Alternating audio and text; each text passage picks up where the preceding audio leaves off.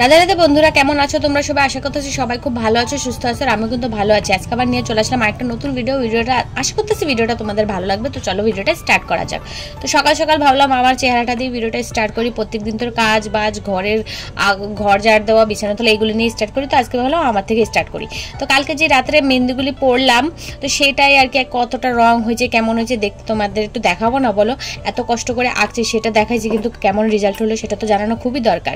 তো তেমন একটা রং হয় নাই, কারণ মেহেন্দিটা অতটা ভালো ছিল না, কিন্তু আমি আঁকছি সুন্দর কইরা। তারপরে রং হলো না, এটা আমার দুঃখের বিষয়। সবসময় আমার সাথ দেয় না আমার কপাল। তো সে যাই হোক, এখানে আমার বাচ্চারা খেলতেছে তো দূরে থাক, ওরা নাচ করতেছে। দেখো এক একটা গানে এক এক রকম করে নাচ করতেছে। ওরা তিন মাথা এক জায়গায় হলে যা হয় আর কি, সেটা আমাদের সময় ছিল, এখনো হয়। আর বাচ্চাদের সময় আমার বাচ্চারাও সেটা করে। তো গ্রামের দিকে এইসব জিনিস না বেশি দেখা যায়। শহরের দিকে তো বাচ্চারা ধরো মোবাইল নিয়ে বসে থাকে। এখন খালি শহর বলবো না, গ্রামের দিকেও বাচ্চারা কিন্তু এইরকমই করে। মোবাইল একবার পাইলে না খেলাধুলার করতে চায় না। আমাদের সময় তো আমরা ঘরে একদমই থাকতাম না, শুধু মাঠে ঘাটে এখানে ওইখানে খেলা করতাম। ওর এটা ওটা চুরি করতাম, এখান থেকে ওটা খাইতাম, ওর বাড়ির থেকে এটা চুরি করে আনলে খাইতাম। সেই সব জিনিস বেশি ছিল, সেই কারণে আমাদের শরীরটাও তখন ভালো ছিল। এখনকার বাচ্চারা তো ঘরের থেকেই বের হয় না। ওদের 4-5 বছর থেকেই চোখে চশমা লাগে, হাতে পায়ে এখানে ওখানে ব্যথা, কারণ বসে বসে থাকতে থাকতে না অনেক সময় অনেক সমস্যা রোগ দেখা দেয়। আর আমাদের সময় তো আমরা এক জায়গায় স্থির থাকতাম না, সেই কারণে আমাদের সময় রোগ ব্যাধিটাও কম ছিল। আর এখন তো ডাক্তার প্রচুর হয়ে গেছে, এখন তো রুগীও দরকার, সেই কারণে মোবাইলটাই হচ্ছে রুগী সবচেয়ে বড় বলবো। মোবাইল দেখে দেখে বাচ্চারা এত খারাপ হয়ে গেছে।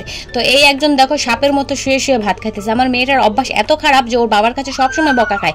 ও খাইতে খাইতে খাইতে খাইতে না একদম শুয়ে পড়ে। ওর বাবা একদম খাইতে খাইতে মাথাটা নিচু হয়ে যায়, ঠিক সেরকম করে ওর বাবা মানে ওর বাবার মতোই ওও খায়।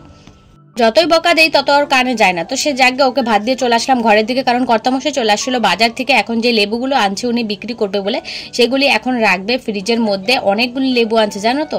এখন তো গরমের ভাব প্রায় পড়ে গেছে, আর দোকানে নাকি লেবুটাই মানে চাহিদা বেশি, লোকের লেবুটা বেশি চাই, বিক্রিও বেশি হয় আর কি। তো সেই কারণে বেশি করে লেবু আনে রাখছে। আর ভাগ্যিস ফ্রিজটা আগে কেনা ছিল, এখন দেখো কত কাজে লেগে গেছে। যখন ফ্রিজটা কিনছিলাম তখন শুধু ভাবতাম যে কিসের জন্য কিনলাম, এত টাকা দিয়ে এত বিল হবে, কি রাখবো, অত তো রাখার কিছু জিনিস নাই আমাদের ঘরে। কিন্তু আস্তে আস্তে মানে আনার পরে দেখতেছি যে কত কিছুই না রাখা যায়, মানে না আনতে আর কি বোঝা গেল না। যে কোনো জিনিস না আমরা করার সময় এতটা ভয় পাওয়া যায়, এতটা ঘাবড়ায় যায় যে এর রেজাল্টটা কি হবে। আরে বাবা, করলে তারপরে তো রেজাল্টের চিন্তা করবো। আগে থেকে যদি আমরা রেজাল্টের চিন্তা করি, তাহলে আমরা যে কাজটা করব সেটা করবো কিভাবে, সেটার জন্য সাহস একটা উৎসাহ আসবে কি করে। তো সেই কারণে আমি আমার কর্তামশাইকে সবসময় বলি, যে কোনো কাজ করবা, রেজাল্ট চাহে যেমনই হোক, কিন্তু তোমার বেস্ট দিবা, তোমার 100% দিবা, তাহলেই তো রেজাল্টটা ভালো হবে। তুমি যদি আগে থেকে রেজাল্টের আশা করে বসে থাকো যে এই রেজাল্টটা ভালো হবে না, এই কাজটা করলে ভালো হবে না, তাহলে তোমার ওই কাজের প্রতি কোনো না থাকাই ভালো, আর ওই কাজের প্রতি আগ্রহ থাকাটাও না থাকাই ভালো। সত্যি কথা বলতে আমি অত গভীর করে ভাবতে পারি না। আমার বাড়ির লোকরা যেভাবে গভীর করে ভাবা চিন্তা করে আর কি, আমার ননদ বলো, আমার শ্বশুর মশাই, শাশুড়ি, আমার কর্তা মশাই, মানে এরা এতটা পরিমাণে ভাবনা চিন্তা করে সেটা আর বলার মতো না। অতটা কিন্তু আমি ভাবনা চিন্তা করতে পারি না। আমি শুধু ভাবি যে এখন যেটা করতেছি সেটা মন দিয়ে খুশি দিয়ে করবো, তাহলে আমার রেজাল্টটা ভালো হবে। ভবিষ্যৎটা ভবিষ্যতেই থাক, বর্তমানটাকে যদি আমি ভালো করতে পারি তাহলে নিশ্চয়ই আমার ভবিষ্যৎটাও ভালো হবে, ঠিক তাই না বলো? তো সে জায়গায় এখানে দেখো অনেক কাজবাজ করলাম, তার মধ্যে আমার আজকে পার্সেল চলে আসলো। আর আমি আজকে এতটা খুশি যে কি বলবো, আর তোমাদের মানে বলে বোঝানোর কোনো ভাষা নেই। মানে এইটা আমি যবে থেকে ভিডিও করি, প্রথমে তো যখন টিকটক আমি করতাম, তখন যে স্ট্যান্ড হয় মোবাইল রেখে বানানোর, সেটা আমি জানতাম না। তারপরে আস্তে আস্তে জানলাম যে মোবাইল রাখার মানে স্ট্যান্ডও হয়, রিং লাইট হয়, কত ধরনের স্ট্যান্ড হয়। তখন যে আমি সার্চ করব কি বলে সেটা জানতাম না। মানে আমি যদি জানতামই না যে এরকম একটা স্ট্যান্ড হয়, তাহলে আমি কি বলে সার্চ করব বলো? তো এমন একটা সময় ছিল, মানে আমি শুধু দরজায় মোবাইলটা রেখে ভিডিও করতাম। তখন তো চলো কয় মাস করে ছাইড়া দিছিলাম, তত অতটা স্টাইল ছিল না। এখন ধীরে ধীরে মোবাইলের সোশ্যাল মিডিয়া থাকাটা এতটা আগ্রহ বাইরে গেছে আমার, সেটা নিয়ে আমার কাজ করার উৎসাহটাও বাইরে গেছে। জানি আমি সময় দিতে পারি না, কিন্তু যেটুকুনি সময় দিতে পারি সেইটুকুনি কাফি আমার জন্য। আমি মানে খুশি থাকি, সেটাই যথেষ্ট। লোকেকে নিয়ে ভাবলে এত চলবে না। লোকে তো কোনোদিনে আমার দিয়ে মানে নিঃশ্বাস নিলেও যেন তারা অসন্তুষ্ট, তো আমি কি নিঃশ্বাস নেওয়াটা ছেড়ে দেবো? তো সে জাগে আজকে হচ্ছে মহাশিবরাত্রি, সেই দিনই আমার অর্ডারটা আসলো। আর আমি যে এত খুশি সে আর বলে বোঝাতে পারবো না। তার থেকে বেশি খুশি হয়েছে আমার কর্তা মশাই, কারণ উনি দেখে আমি কিভাবে মোবাইলটা রেখে ভিডিও বানাই, কতটা কষ্ট হয়। তো সেই কারণে আমার থেকে বেশি উনি খুব খুশি হয়েছে। কি হয়েছে জানো তো, দেখো আমি ভিডিও করি, আমি ভিডিও সম্বন্ধে যাওয়া জানি, স্ট্যান্ডের সম্বন্ধে আমি দেখো জানি না। স্ট্যান্ডে আসার পর আমি যে কীভাবে ওটাকে ঠিকমতো দাঁড়া করবো আমি পারতেই ছিলাম না, আমার মেয়ে ওটাকে দাঁড়া করাছে, তারপরে নিয়ে সোজা আমি চোখের উপর রাখা দিলাম। তারপরে দেখো সেটিং ওয়েটিং আমার কর্তামশাই করে দিচ্ছে। মানে আমার বাইরের নলেজ একদমই কম, যেটুকুনি আছে ওইটুকুনি আর কি নর্মাল সবার থাকে, এক্সট্রা যে থাকে না সেই জিনিসটা আমার মধ্যে নাই, সেটা আমিও অ্যাকসেপ্ট করতেছি, কারণ আমার মধ্যে নাই তো সেটা অ্যাকসেপ্ট করতে ক্ষতি কি বা ভয় কি বলো, যেটা নিয়ে আছে সেটাই আমি বলতে কেন ভয় পাবো না বলো। তো সেই কারণে বলছি আমার মধ্যে বাইরের যেই একটা এক্সট্রা মানে হয় না সেই বুদ্ধিটা আমার মধ্যে অনেকটাই কম। তো সে জাগে আমার কর্তামশাই, তাতেও কোনো আপত্তি নেই, মানে যেটুকুনি চলার মতো সেটুকুনি আছে নলেজ, সেটুকুনি থাকলেই হবে। আর নলেজ আছে কি নাই সেটা নিয়ে এখন আর কোনো কিছু করার নেই, আমার 2টা বাচ্চা হয়ে গেছে। তো সে জাগে এখন যাবো হচ্ছে মন্দিরে, তো সেই কারণে রেডি হচ্ছি। রেডি বলতে ওই সামান্য একটু শাড়ি পরবো যেমন তেমন করে, আর এই যে সিঁদুর টিঁদুর লাগালাম, একটুখানি রিলস বানাবো বলে লিপস্টিক দিলাম, কিন্তু জানো তো রিলস আমি বানাইলামই না পুজো দিতে গিয়া। তো পরে বিকালবেলা ভাগ্নি বললো যে চলো তিস্তায় যাবো, তারপরে ভিডিও টিডিও করবো, তো পরে সেটা যাবো। তার আগে এই যে এখন চলে আসি বান্ধবীর কাছে, ওর এখনও রেডি হয় নাই। আর আজকে জানো তো কী হয়েছে, ওর কাছে আসি দেখছি একটা শাড়ি পরা ছিল, যেই আমি বললাম যে ব্লাউজটা ভালো লাগছে না, ও আবার ব্লাউজটা চেঞ্জ করলো।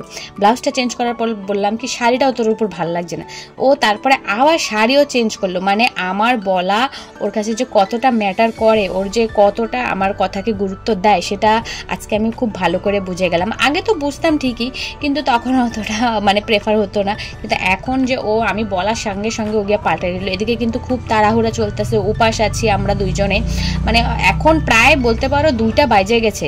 তো এখন কতটা মানে খিদা পেটে সেটাও জানো, তারপরে আমার বান্ধবী আমার কথাটা রাখছে। তো এই জন্যই আমাদের দুজনের মধ্যে হয়তো গভীরতা এর জন্যই বেশি। আর আমাদের মিল দেখা বাবা জ্বলার মতো লোকের অভাব নেই, এমনকি আমাদের বাড়ির লোক থেকে শুরু করে পাড়ার লোক পর্যন্ত অনেক লোক আছে যারা আমাদের একসাথে, ঘোরা তো দূরে থাকে, একসাথে দাঁড়ানো দেখলে, হাঁটা দেখলে, কথা বলা দেখলে তারা এত জ্বলা জ্বলে সে আর বলার মতো না। তারপর আমি তাদেরকে কোনো পাত্তা দেই না, যে ঠিক যেরকম করে আমার বাড়ির লোককে কোনো গুরুত্ব দেই না, আমার ভিডিও করার আপত্তি নেই, ঠিক সেই রকম করেই। আর সত্যি কথা বলতে কি জানো, আমার বাড়ির লোক যতটাই না বলে না ঠিকই, তার থেকে বেশি আমার কাজের মধ্যে না সময় হয় না ওর সাথে কথা বলার। ওই যে বলে না যার সাথে তোমার ভালো লাগে বেশি তার জন্যই সময় হয় না, ঠিক সেই রকমই ওর সাথে আমার সময় কাটাতে ভালো লাগে, কথা বলতে ভালো লাগে, কিন্তু ওর কাছে যেন যাওয়ার কোনো সময় হয় না। এমন দিন যায়, মানে 3 দিন 4 দিন 5 দিনও হয়ে যায় যে ওর কাছে যাওয়া হয় না, ওর সাথে কথা বলা হয় না। আর আমাদের বাড়ির দূরত্ব বেশি না, 1-2টা বাড়ির পাশে, তারপরেও যাওয়া হয় না, কথা বলা হয় না। আর আমরা যে ফোনে কথা বলবো সেরকমও না, ফোনে কথা বলতে আমাদের দুজনারই ভালো লাগে না। দেখো সামনাসামনি বসে যেভাবে কথা বলা আর ফোনে কথা বলা কিন্তু অনেকটাই আলাদা। সামনাসামনি বসে কথা বললে কিন্তু অনেকটাই ভালো লাগে, মনটা বেশ হালকা লাগা, সেই কথাগুলি কিন্তু ফোনে বলা যায় না, ঠিক কি না, তাই না বলো?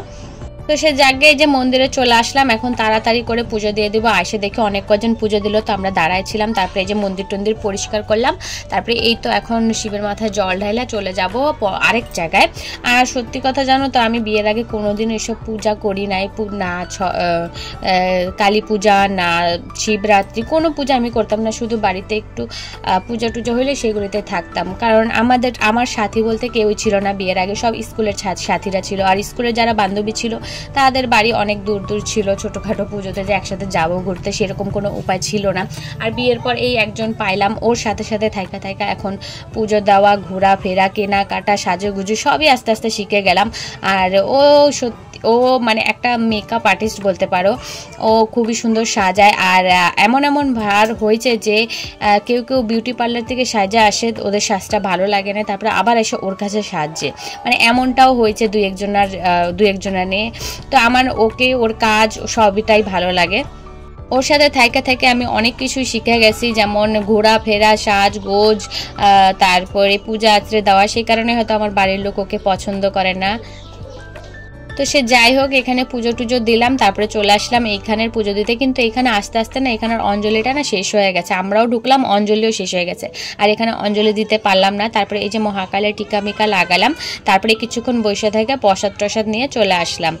আর এখানে খিচুড়ি প্রসাদ হয়েছিল, সেটা বাড়ির জন্য নিয়ে আসি, আর এখানে ফল প্রসাদ খায় চলে আসলাম।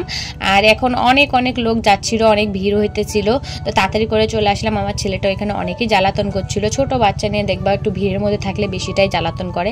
তো এই তো হচ্ছে আমার ছেলে, ওকে একটা অন্য জামা পরায় নিয়ে আসছিলাম কিন্তু ও এতটাই নোংরা করে ফেলছে, তারপরে আবার আমার বান্ধবীর ছেলের জামাটা পরায় ওকে নিয়ে আসতে হলো। তারপরে ওকে ঘুমটুম পাড়ায় বিকালের কাজ টাজ করে এই তো চলে আসলাম তিস্তার পাড়ে একটু ভিডিও শিডিও করতে। তারপরে চলে আসলাম, সন্ধ্যা প্রায় হয়ে যাচ্ছিল, বাড়ি চলে আসলাম। এখন এই তো আমাদের বাড়িতে যে প্রসাদটা হয়েছিল আর কি, সেই প্রসাদটা আর সবাইকে দেওয়া হয় না, সময় পাই না, তো এখন এই যে সবাইকে দিলাম, আমিও নিয়ে বসলাম। এখন তারক মেহতা দেখবো আর খাবো। তার সাথে আমার মেয়ে দেখো সন্ধ্যাবেলা কুল নিয়ে বসছে। ও এতটাই পাজি যে কি বলবো, ওর যখন তখন যেটা ইচ্ছা হয় সেটাই খায়। আর এখানে মেয়েকে একটা দিব, আমার ছেলেকে একটা দিব, আর মেয়ের কাছ থেকে অর্ধেক খাই নিচ্ছে কারণ ও আগে একটা খাইছে। তারপরে আমার ভাগ্নি আসলো, তারপরে ভাবলাম যে ভাগ্নি যখন আসে চলো আজকে একটু মিষ্টি মিষ্টি বেশি খাওয়া হয়েছে, দুটো সিঙ্গারা নিয়ে আসি। তারপরে সিঙ্গারা নিয়ে আসলাম, এখানে সবাইকে দিলাম। আর এখানে আমি আর আমার ছেলে বসে ভাগাভাগি করে খাইতেছি, কারণ ওকে তো একটা দেওয়া যাবে না, ওকে দুইটাই দিতে হবে, কারণ ও ভিতরে সবজি খায় না। তো অনেকক্ষণ বসে টিভি টুবি দেখলাম, ভাগ্নির সাথে অনেক কথাবার্তা বললাম। তারপরে চলে আসলাম এই তো রাতের খাবারের আয়োজন করতে। আর আজকে আমার স্ট্যান্ডে আসাতে লোকও লাগলো না, মোবাইলটা ধরতে স্ট্যান্ডে রাখা ভিডিওটা করলাম। আর অনেক সময় হয় যে লোক থাকে আশেপাশে, স্ট্যান্ড থাকলেও ভিডিও করা হয় না, কিন্তু আজকে সবাই ওই ঘরে তো আছে, তো সেই কারণে স্ট্যান্ডটা নিয়ে আসলাম লুকায় টুকায়। তারপরে এই যে ভিডিও করতেছি। আর এখন রাতের জন্য বেগুন ভাজা করতেছি, সাথে তো ভাত আছে আজকে, আর কিছু করব না, রাতের রুটি মুটি। তারপরে এই তো রান্নাবান্না করলাম, খাওয়া দাওয়া করলাম, এখন আসলাম শুইতে। এখন প্রায় বাজে 11:30টার মতো। আর বিছানা টিছানা এখনও করবো, আর সবাইকে খাওয়া দাওয়া দিলাম ওই ঘরে। তারপরে চলে আসলাম আমি বিছানা করতে, কারণ আমার কর্তামশাই তো অনেক খাটাখাটনি হয়ে যায় দিনের বেলা, তো সেই কারণে উনি খাওয়া দাওয়া এসে শুয়ে পড়বে, তো তার আগে বিছানাটা করে নিই। তো সে যাকে বন্ধুরা ভিডিওটা এখানেই সমাপ্ত করি। আশা করতেছি ভিডিওটা তোমাদের ভালো লাগবে, ভালো লাগলে একটা লাইক করে দিও, আর চ্যানেলটাকে সাবস্ক্রাইব করে দিও, যাতে আমি ডেলি ভিডিও ছাড়লে তোমরা একটু দেখতে পারো, যদি ভালো লাগে। আর যদি ভালো না লাগে স্কিপ করে যেতে পারো, কারণ স্কিপের অপশনটা বেশি থাকে। সবার ভিডিওটা দেখার মতো হয় না, যেমন কি আমার ভিডিওটা দেখার মতো হয় না, দেখার পর্যায়ে পড়ে না। তারপরেও যদি একটু ফাঁক ফুক পাও, একটু দেখতে চাইলে দেখে নিও, আর যদি বেশি ভালো লাগে একটা শেয়ারও করতে পারো, তার সাথে একটা ছোট্ট করে কমেন্ট করে দিও। তো সেই যাই হোক বন্ধুরা, আজকের মতো বিদায় জানালাম।